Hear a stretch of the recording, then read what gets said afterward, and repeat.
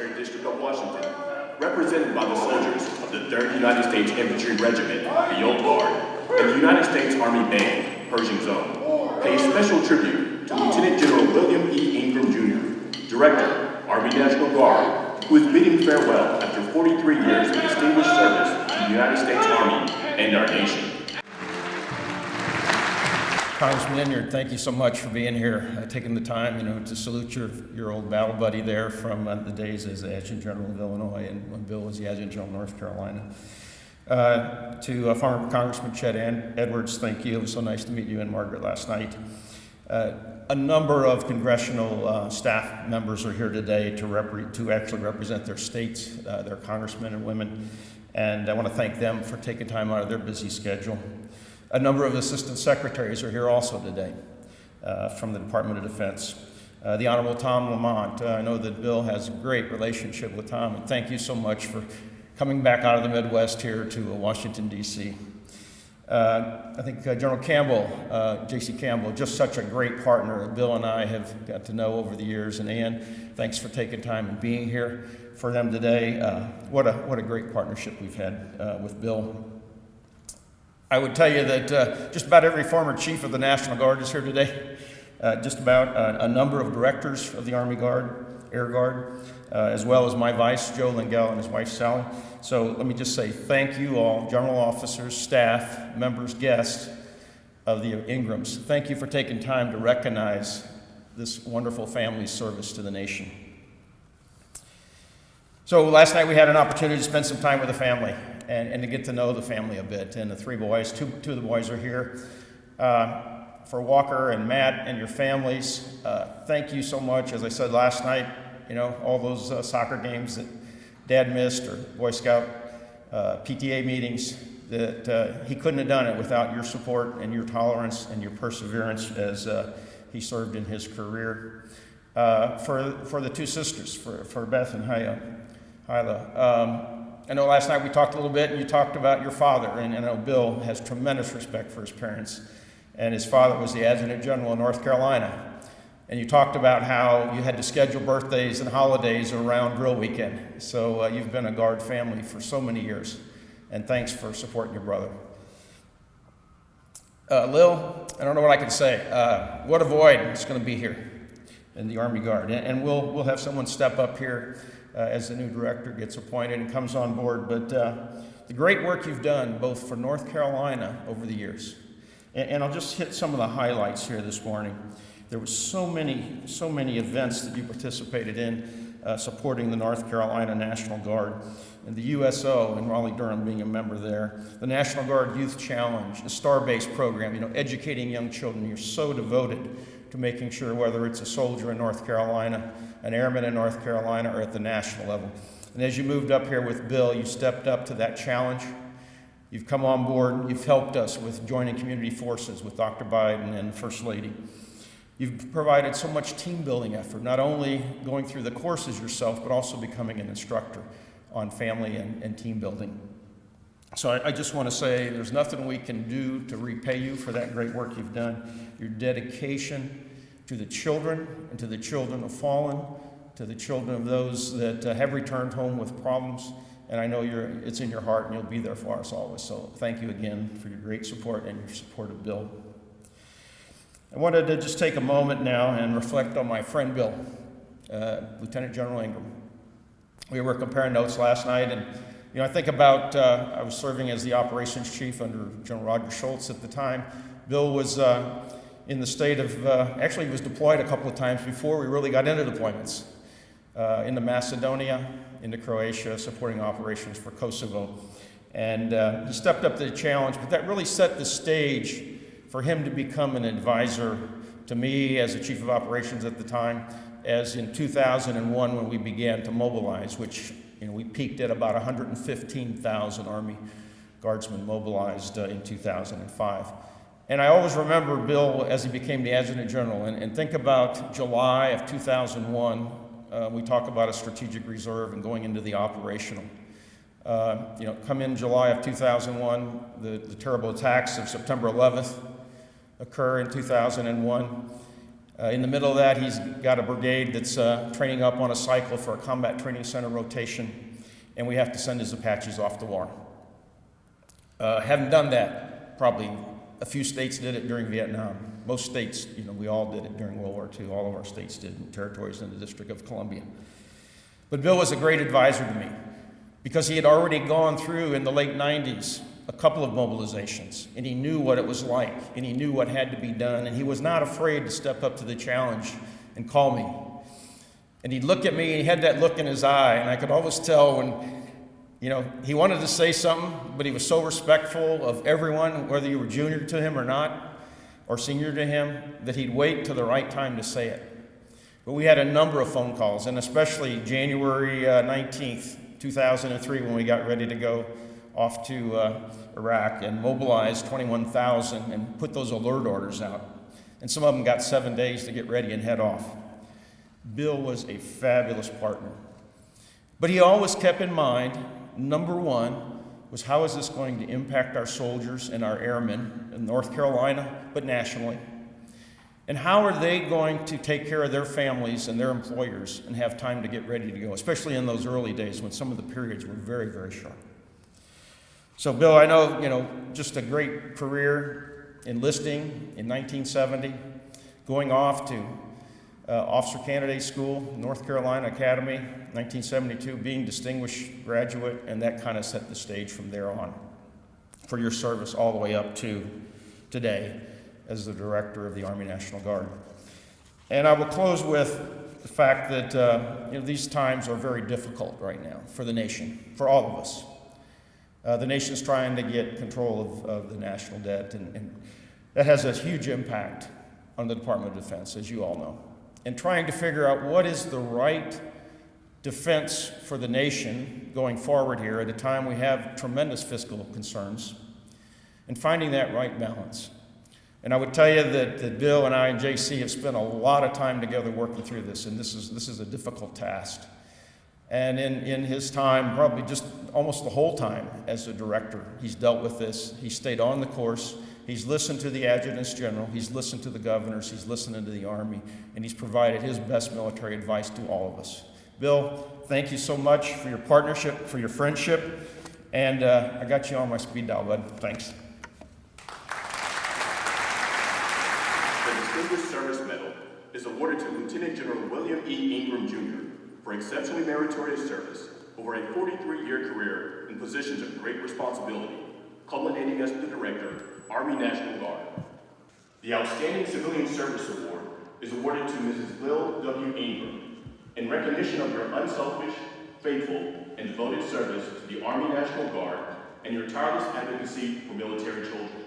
To family members, friends, colleagues, classmates, fellow soldiers, serving and retired, many who've traveled a great distance to be here today, my sincere thanks to everyone in this auditorium for being here with us. Lil and I, along with our family, are truly honored by your presence. It's been a distinct privilege and a tremendous honor to serve as the 19th Director of the Army National Guard of the United States. I'm deeply honored to have so many distinguished guests here today. Special thanks to Congressman David Price, Congressman Bill Enyart, and to Congressman Chet Edwards. Thank you so much for being here today. To Mrs. Patty Shinseki, to the Honorable Tom Lamont, the Honorable Paul McHale and his wife Martha Rainville, to Carl Snyder, Rich Whiteman, Paul Patrick, Bob Smiley, Joe Mayorga, thank you. Thank you very much. To the Vice, General Campbell, thank you for being here, and Ann, most appreciated.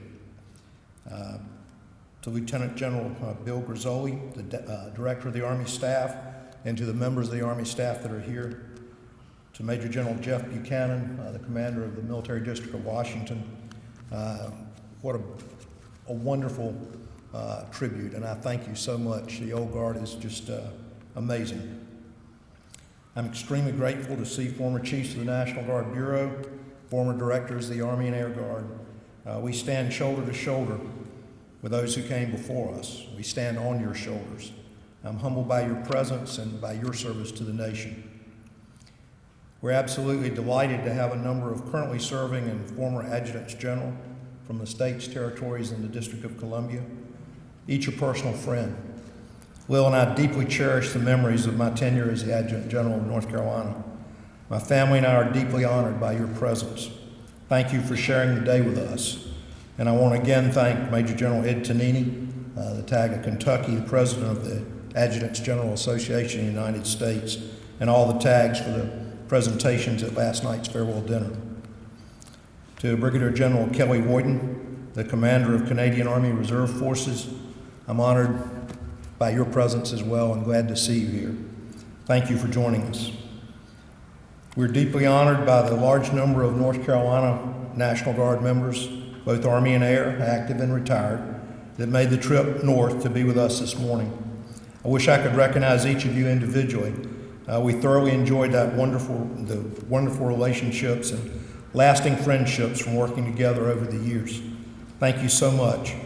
We, in fact, look forward to joining you back in North Carolina in a few weeks. And finally, I want to acknowledge some special friends. Fellow soldier and longtime friend Don Pruitt, college classmate and fraternity brother Bill Berry and his wife Peggy, and First Lieutenant retired Ed Salou and his wife Dawn. And I see Joe Inge and I saw J.B. Burns and others earlier, and thank you truly for being here today. And to each person in the audience, I know the demands of packed schedules and the tyranny of travel. I'm honored and delighted that you chose to be here this morning for my retirement ceremony. Will and I are deeply touched by your presence. And now to the members of our family, the Ingrams and the Weavers, thanks to each of you for making time to be here with Lil and me. I'm honored, very grateful, and I love every one of you. My mother, Betty Ingram, couldn't be here today, but she's definitely here in spirit. Mom's 88 and doesn't travel that far away from home much. My dad, the 34th TAG of North Carolina, died 27 years ago, but I'm confident he's somewhere close by and overwatching today's event as well. Our son Matt is here with his wife Ivy and daughters Marion and Emmy, our very precious granddaughters. Marion, a very special thank you for the beautiful story that you wrote for me and for Mimi. I really appreciate that. Son Walker is here with his friend Eliza Vaughn. Son Turner and his wife Leela unfortunately couldn't make it because of some work conflicts and very unfortunately a sick puppy. Is what it is. My sister Hyla Jackson is here with her husband Tim, and my sister Beth Jennings is here along with her husband Danny, and Lil's brother Jim Weaver and his wife Margaret. To our absolutely wonderful children and grandchildren, I'm so very proud of each of you. Few people outside the military understand the sacrifices you made for me to be a soldier. You're the light of my life and truly the source of my joy. Thank you for all the love and support that allowed me to follow this career path and to be standing here today. And to my sweetie pie Will, my best friend, soulmate, and the love of my life. Here we go again. Another adventure awaits us. Thank you for being my partner and taking care of soldiers and families, for your creative ideas, your energy, your passion, for writing books, for serving on boards. And speaking of that, I think I saw Mary Keller from the Military Child Education Coalition. Thank you for being here.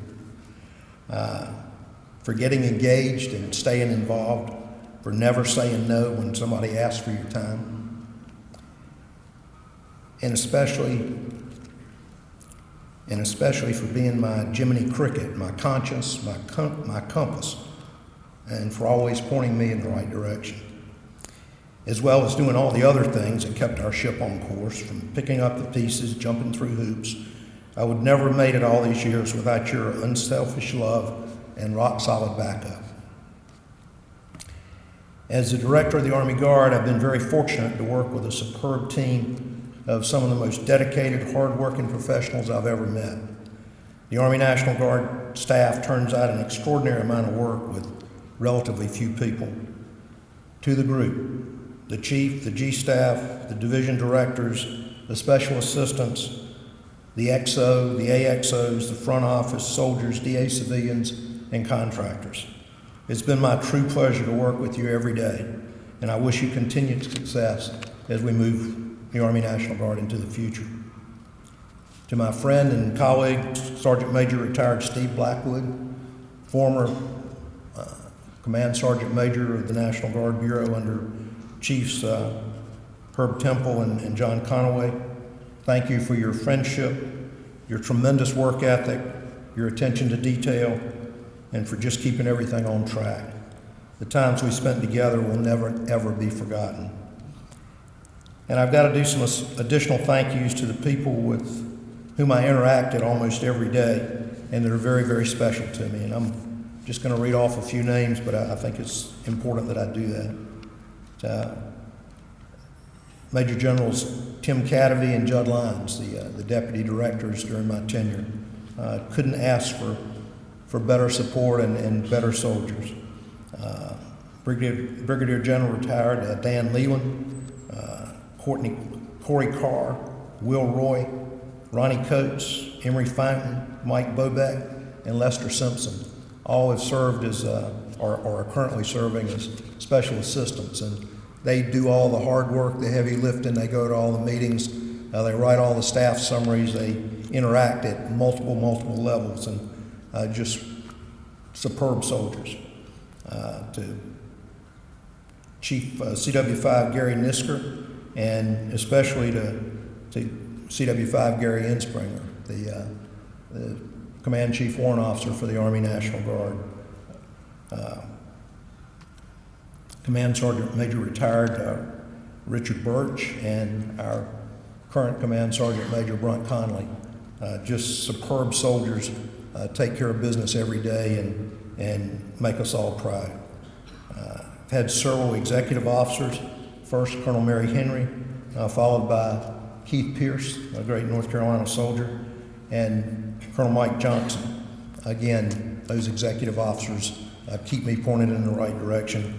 I've had the good fortune to have 4 traveling XOs. Now Lieutenant Colonel Leland Blanchard, commanding the Cav Squadron in Pennsylvania for the Stryker Brigade. Jason Roth and John Gataskis that are currently at ILE at Fort Leavenworth, and Major Gary Detloff, current XO, and what a great job he's done and has been doing. To Tino Grant, Nancy Bell, and Phil Duckwitz, all great warrant officers in the National Guard that do the admin work in the front office. The most invaluable person I know, Angie Lehman, my executive assistant. Don't see her much, but she takes care of business amazingly every day, and a quiet professional and my hero. NCOICs in the front office, now Master Sergeant Sean Stone and Sergeant First Class Kosa. My favorite NCO, Sergeant First Class Bart Beatty. Barton Beatty is our enlisted aide at Quarters 10. I've learned immeasurably from him, and he does wonderful work besides being a master chef. To Sergeant First Class Jackie Pace, Sergeant First Class Jeremy Scribner, to Staff Sergeant Brianna Aird, Trevor Nolan, Ryan Mowry, and Alexander Johnson, Pat Wise, and Tony Edens. Again, absolutely great soldiers that work really, really hard every day and probably don't get the credit they deserve. Had 2 chiefs of staff, Brigadier General Bill Stoppel and Colonel Paul Thorne, a Special Forces soldier that has just done a magnificent job with the Army National Guard staff. A couple of G1s, Tammy Miracle and Rich Baldwin. J.T. Taylor, currently serving in Afghanistan, was a G2, followed by Greg Hadfield, and Greg's doing a magnificent job. Jerry Wood, our G3, again, the heavy lifter in the bunch. Mike Bouchard, the G4, Rob Howell, our G5, Heather Meads was our former G6 and now Mary Henry, and Doug Carell, again, does tremendous heavy lifting, especially during palm season as our G8. And especially a special thanks to Colonel Dennis Chapman. He has worked wonders in our human resources office, and we've made a lot of changes there. And there are a host of others. I wish I could name you all, but I really treasure the relationship that we've had and the great work that you all do. As I leave the position of Director of the Army National Guard, I can assure you that the Army National Guard, after 12 plus years of war, is undoubtedly the best we've ever been. The Army National Guard is unequivocally the best manned, best equipped, best trained, best led, and most experienced ever. Our soldiers continually demonstrate courage, experience, dedication to the mission, and a sense of patriotism that is unrivaled in our 377-year history. And behind every soldier is a committed and a resilient family. As a nation, we're blessed to have such magnificent patriots in our ranks. I'm awed by their devotion to duty, humbled by their sacrifice, and deeply honored to serve beside these extraordinary warriors. It's extremely important that we preserve this national treasure, even as we navigate through the current period of physical uncertainty. The National Guard is of great value today and into the future. Preserving the high-quality all-volunteer force, active Guard and Reserve, and upholding our standards, discipline, and fitness is essential. Before I close, I'd like to say a special thanks to General Frank Grass for hosting the ceremony and the dinner last night. Sir, I wish I could spend more time here. You have a great team, and you're building a great team, and I wish you every success as we move forward into the future. And again, to the soldiers of the 3rd Infantry, the Old Guard, for providing the great soldiers you see on the floor today, to the Army Band, Pershing Zone, and to the superb Army National Guard front office team, as well as the National Guard Bureau Protocol, who worked together to make this ceremony come to fruition. Now, one final thought. On the 24th of June, 1970, the day I swore an oath to protect and defend the Constitution of the United States of America, I could never have predicted the course the next 43 years would take. I quickly discovered that I truly love being a soldier. I love wearing the uniform. I love serving our country. Soldiering is much about the heart as the mind.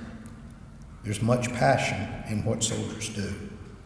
I learned that what matters most is the cause we have been privileged to serve and those we've been privileged to serve with. In 1997, one of my personal heroes, General Fred Franks, wrote a book with Tom Clancy titled Into the Storm. It chronicles General Franks' career with emphasis on Desert Storm, where he commanded 7th Corps. In fact, the book is a superb case study on leadership. Somewhere near the end of the book, he talks about the time he was asked why he wanted to be a soldier. I've often used his answer at retirement ceremonies that I've hosted for others. Today, I'd like to use it at my own.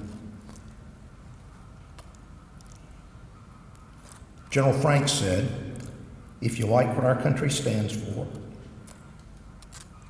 and are willing to fight to protect those ideals, you ought to be a soldier. If the sound of the national anthem and the sight of our flag stirs something inside you, then you ought to be a soldier. If you want to be around a lot of people who feel the same way about all that as you do, you ought to be a soldier. If you like a challenge, are not afraid of hard work, and think you're tough enough to meet the standards on the battlefield, you ought to be a soldier. If you and your family are strong enough to endure the many separations, often at a moment's notice, and can live that kind of life, then you ought to be a soldier. If the thought that at the end of your life you can say, or have said about you, that you served your country, if that appeals to you and you need no other reward than that, then you ought to be a soldier. I think about the selfless and total commitment of our men and women and their families. They give all they have, sometimes their lives. They speak in whispers, or not at all, about what they've done. They're the best we have in America. I'm deeply indebted and eternally grateful to the many superiors, peers, and subordinates that have shaped me over the years. Each has made a very lasting impression. Will and I feel exceptionally blessed to have been given this extraordinary opportunity to serve soldiers and families in unquestionably the finest Army ever produced by the greatest nation on earth. May God continue to bless our country, our Army, the Army National Guard, and each of you. Thank you very much.